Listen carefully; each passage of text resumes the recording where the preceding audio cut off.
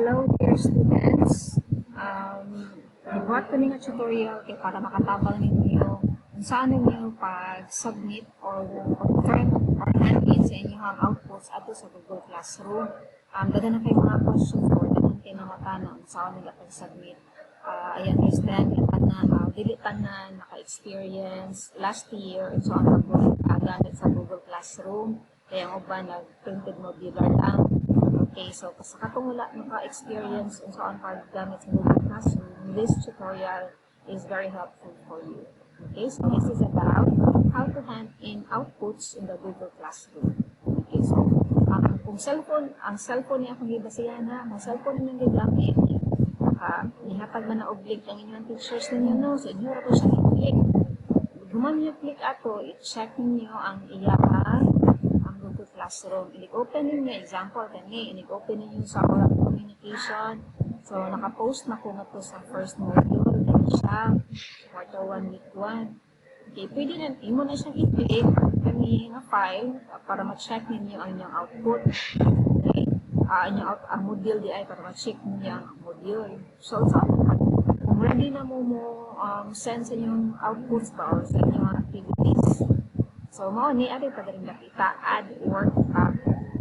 Okay, so i-click na nimo ang add work niya.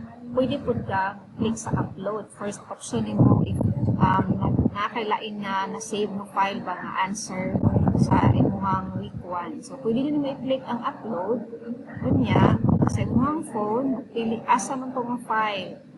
Mo katong answer sa quarter 1. Example kanimo ni siya ang answer. So, muna siya mo i-click. And kung man yung mag-click ato, masobre nga po siya. Muna siya ang first option ha, katong mag-upload ka. Second option mo sa pag-hand-in sa imong answer, kaya pwede ka click sa docs. Okay. Babalik ka sa kuan, first na po. Sorry. Okay, so first na po mag-part kay kuan na to, and add work ka. Balik ka sa add work, na imong second option, instead na upload, kita ka itong upload. So, ari ta sa create. I-create. I-click ang create. Unya, create, click mo ang docs. Okay, so, ani ka sa docs, ari ka mag-suwat sa imong answer code. Okay, so, ari ka diri. Imo na isuwat, type imong answer diri.